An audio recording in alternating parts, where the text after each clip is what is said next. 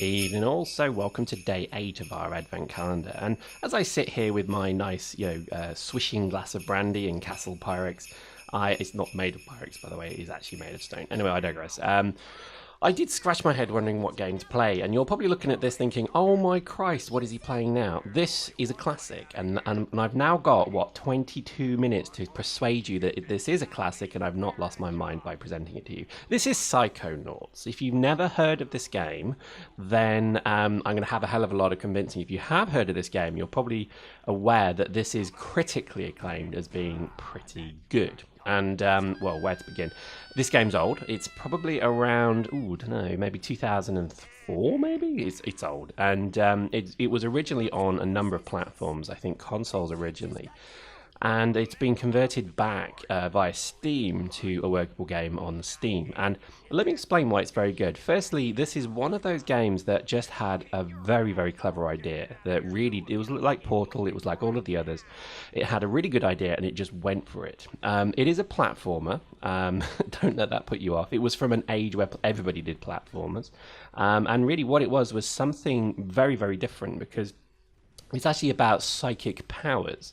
And yes, it's all done in a bit cartoony way, because I think if they hadn't, it would have been very sinister indeed. But basically, everything's in a kind of cartoon-esque style.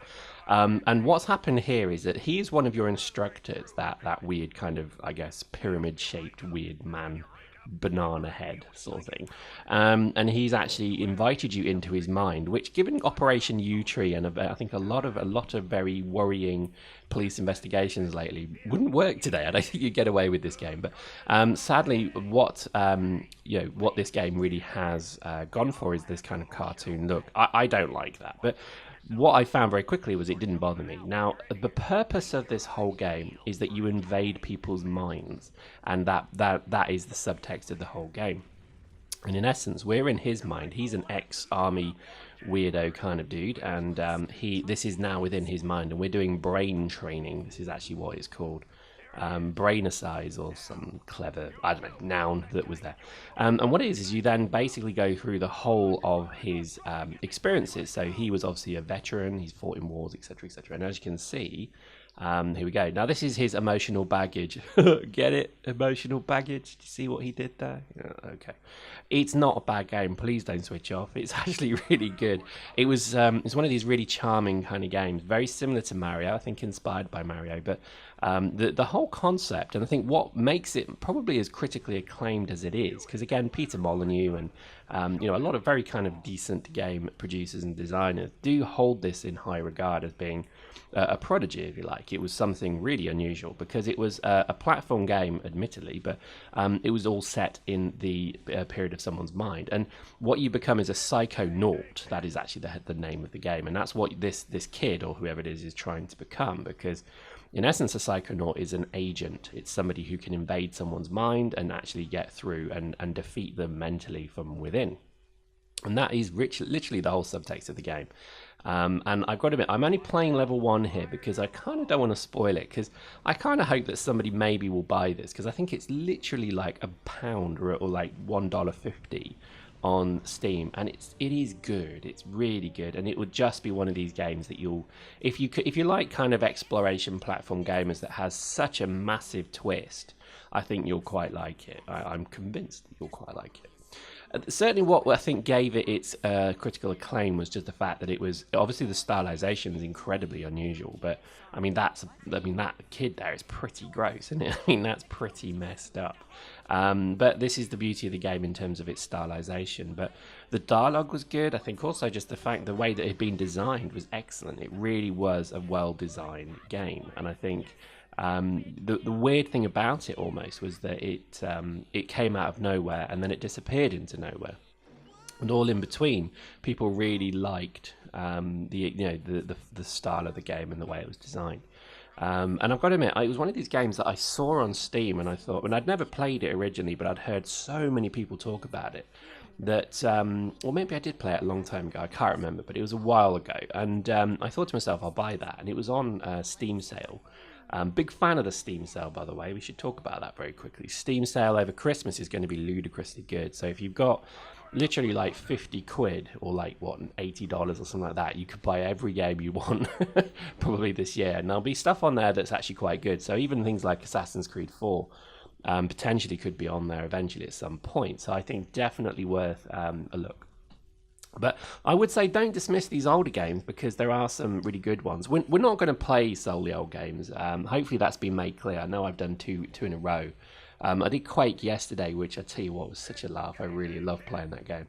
And I'm actually about to do Doom, but Doom is coming, so you get a bit of a sneak peek right there. But I'm not going to tell you which day it's coming. But oh my god, I love Doom so much. It really was the whole Twitch shooter generation, and particularly with the rockets. But anyway, I digress. I think Psychonauts was one of these games that I think I was keen to show, because it is quite a it's quite a developed thinking person's game, if you like. So I think if you have an interest in platformers, anyway.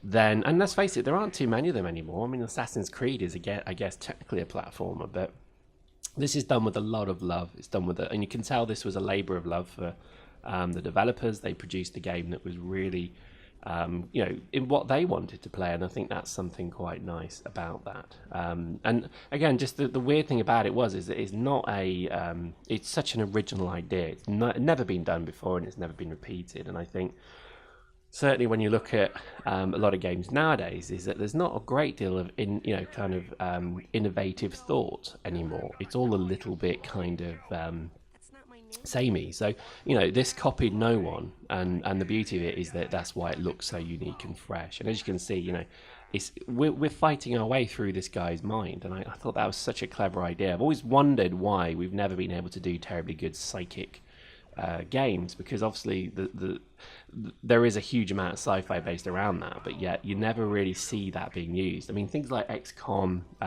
Enemy Within, have always shown this kind of capability, but it's always just been an accessory. You've never had a game that leads with you being a psychic. Now, prove me wrong. Unless I've missed Mystic Meg's FPS shoot-up bonanza, then fair enough. But I don't think I have, and I think it's a difficult topic. But it's just of those days when pretty much developers could sort of come up with anything they want. I don't know if you remember a game called MDK, Murder, Death, Kill. I can't even describe it to you other than a really pointy-headed, crazed man with a machine gun on his left arm, I think, and a sniper rifle in his nose would basically take on entire planets and destroy them. I'm not making that up. Go Google it. Literally, it was called MDK, and if you remember it, then good on you, because they did MDK 1, which was an amazing game. Then they did MDK 2, which just was the weirdest game I've ever played. But that was very similar to Psychonauts. So I wonder if it's the same people or not, because it was done with the idea was so bizarre that you have to wonder what they were smoking when they came up with that idea. But MDK was literally just like Doom. You run around shooting everything and killing everything, but you were this sort of, I can't even describe it. It's that weird. And I think this is the problem I have with Psychonauts, because actually I can't describe this to you. All I can do is show you it. And the reality is that it may look awful, I guess, but I think the problem is that it's one of these games that I guess you've just got to play to kind of get. And I would say it kind of goes down in the top the top games ever. I mean, if you ever watch sort of other publications, if you like, of top games, etc., then you will see Psychonauts in there, and you'll see a lot of the games that we're showing in our advent calendar are actually in there. But it's weird. I mean, everything. I mean, look, who the hell are these two? I should have set the subtext a little bit more. You are at a Psychonaut camp for kids. It's like summer camp for Americans, and it's all the kids that don't really want to be there. But this kid here, I mean, if he is a kid, I don't know. I think he must be. Otherwise, it's really dodgy. He really wants to be a Psychonaut, hence why he's dressed like he is. But what I can never work out is bizarre. It's just weird. And I don't know. I'm losing the plot with it already. But it was. I'll tell you what. I had a lot of fun playing it. And usually you can't. It's funny because if you look at a game, and that's actually a good point.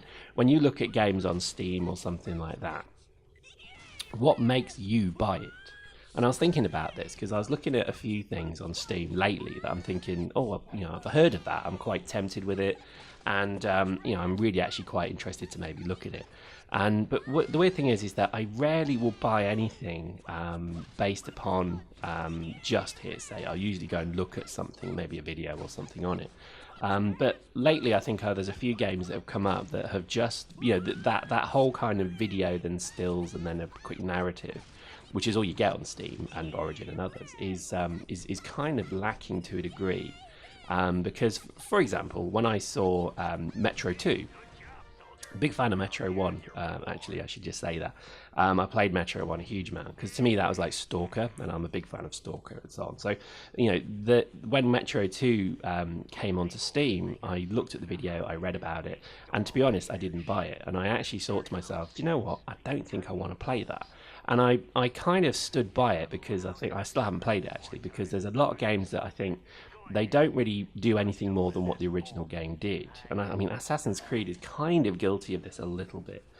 Dead Space certainly is guilty of this. It is ridiculous how that game has not developed at all beyond the original premise. And that's not a bad thing, but I think certainly for things like Metro and that is a bit depressing. And I think over time, I think it would have probably broke my mind if I continued playing that kind of game, because it's all a bit kind of depressing Russian background kind of game, which, all apocalyptic and stuff. So it's not great. But I think certainly a lot of what gaming nowadays is, it's very difficult to actually understand what to buy. And I think Psychonauts is probably, again, getting back to the point, Psychonauts was one of these games that I think suffered greatly from this, because people can't really understand what the hell the game's about. And I think it's only when you hear sort of like, other people talking about their experiences with it that they kind of then show what a good game it was, rather. So I'm probably not doing that, but I'm certainly hopefully showing you that there are some incredibly weird but incredibly sort of intriguing games out there. And I think certainly what I was quite impressed with was just the ability for certain games to really kind of draw you in. Now, I've completely balls this up. I actually can't work out in my brain what I'm doing, and it just shows you I was really not with it. But I'm trying to run a machine gun nest because, hey, what the hell? I don't realise you just have to keep bashing the walls, but there we go. And I've done it again. I've just run straight for the dustbin, and that's not good. The whole game is weird, and I think that gives it its lovely charm. It did try to become something more than just the sum of its parts, and I think it obviously has done it, because it has been obviously held in critical acclaim. And what you find is that now they're even going to do a sequel, Psychonauts 2, which hopefully shows you, it is quite a kind of impressive game per se. But in one level, I can never sell you the whole concept, but I think certainly it's worthy of a look. I think generally, when we produced the list for this advent calendar kind of idea, we sat down and we said, right, we've got to have a good balance of new games and old games and very different genres. And we didn't realize we didn't actually have a platformer. A proper, true platformer like this. So I think this is what made me think, well, definitely Psychonauts. I'd also not played it really that much at all. So for me, this was actually a desire to really get involved with a game that I know is a bit of a kind of gaming prodigy, let's say. And I think certainly, I use that term a lot, and I'll stop using it now because I think the reality is that, a lot of games are just as good as the sum of their parts. And I think this one had a real kind of great mechanics, but it also had a really good idea at its core. So in my mind, this is actually no different to Portal, because Portal to me was, a very simple idea but executed very well, and I think this is all this game is as well. I think a lot of the time when you're looking at certain games as well, you kind of, you could review 5 or 6 different games, but they're all the same genre. They're all the same in essence game. So you've got to be quite careful as well. I think a lot of the time we produced a list of all the different types of games as well. And I think what we found is, a lot of the time, there's sort of set things: platformer, first-person shooter, strategy, simulator, and so on. And I think a lot of what I was trying to do was just, I think, come up with, just a good mix of stuff. So, hence this is my platform thought.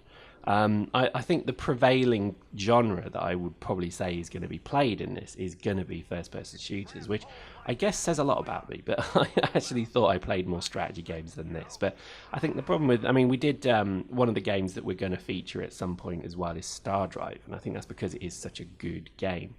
But it's, there are so many games out there that you could just sort of play Star Drive, you could play Sins of a Solar Empire, you could play Galactic Civilizations, blah blah blah blah blah. There's like probably a dozen games that do exactly what that does on the tin.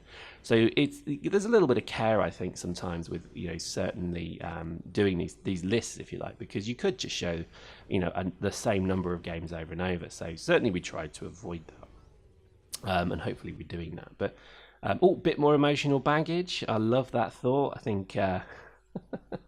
Oh, it looks so sad. That really made me sad when I saw it. Little frown on its face. Oh my god, the game's affecting me already. But that's a good sign. It shows that the game's actually not too bad. I don't know what I'm doing here. I'm not a platformer aficionado. I don't know if you guys played Mario. And the original Mario, Super Mario World, on the NES, the Super Nintendo, then obviously on the other ones. I did, and I was terrible at it. And I could never quite work out how people would be so good at Mario, because I think people forget that they love Mario, but they forget how hard it was. Doing every jump the right time. And, you literally had to have the the reactions of a slightly coked up ninja to actually be able to do Mario, because I tell you what, bloody difficult from my point of view. And I think I played Mario even on the Game Boy, and it was like, this is hard. And I remember getting really fed up with it. In fact, I've never completed Mario, would you believe? I think Super Mario World on the Super Nintendo was one of those games that I really did love. And I think platformers in general, I've always had a bit of a hard time with, because the original platformer I played was Jet Set Willy or Manic Miner. And if you have no idea what they are, then wow. They're really old games. I mean, just phenomenally old games. And you used to load them on a cassette, and the cassette would make a sort of noise as it loaded. And again, some of you are probably looking at me like I've just lost my mind. Damn your youth, because that's what games used to be way back in the cassette era. That's right. You don't know what a cassette is? Then ask your mum and dad. But basically, way back, they were, pretty. That was what most games was platformers. I think very suddenly, all of a sudden, games stopped becoming platformers because they could do more with it. Then you saw games like Street Fighter 2 and, Mortal Kombat and stuff like that. And all of a sudden, people got a bit of bloodlust, and Mario all of a sudden was looking a bit like the Liberal Democrat Party, and people wanted a bit of violence and a bit of boobs and things like that. And that's what I think Mortal Kombat certainly gave people. And I remember, in fact, Mortal Kombat when it came out, because that was just the most. Everybody just didn't care about the game; they just wanted to do the fatality moves. That's all we did. We'd literally just sit there like walloping each other. Then we'd be like, right, do the move. Right, well, we just ripped his spine out or something amusing like that. But it's interesting because I think a lot of the time it just fed a very kind of cartoonesque horror, lust that a lot of people really, I think, probably didn't know they had, because certainly a lot of people back then were more used to playing lovely things like Mario and Sonic the Hedgehog and Super Mario Kart and blah, blah, blah, all these games that, quite frankly, were just good, wholesome values. And then all of a sudden you're ripping someone's face off and setting fire to their bones and stuff. It's just like, what? It just became very bizarre.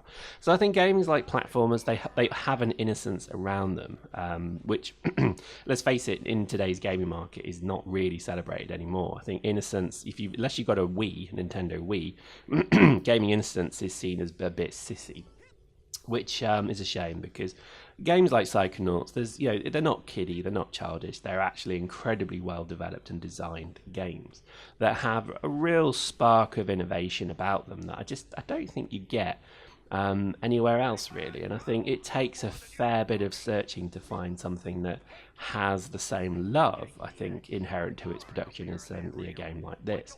And I think just, it's got all of the things of being of a platform, and there's nothing particular. I mean, look at this, typical rail kind of thing. So, look at the early kind of Tony Hawk games, obviously were inspired by games such as this. And I think this is where I think a lot of the, I guess it's a game which obviously, conveys you through a story, but I think, there is probably none finer. And the concept's really good, because obviously there's so many kind of ways they go with it, with the whole psychic invasion of the mind. It's done very well, and I think you wouldn't go too far wrong if you have a spare afternoon or a spare day even. you would probably enjoy this kind of game. I think there's many others though out there. I think, you know, I came across people who've never played Assassin's Creed, which to me is sad, because the original Assassin's Creed, which is still the best one, and no, I'm not going to argue with you, I am right on this, the original Assassin's Creed with Altair is the best by far. And it's because it sets the scene, the story's good and everything. Yeah, the fighting in that was so much better than the other ones, I think, and that's what put me, you know, you become Ezio Auditore, and it was just a bit like, what? Whereas I think the original game had the charm behind it. And I think, you know, you can buy that game for, I think, you know, literally like $2 now.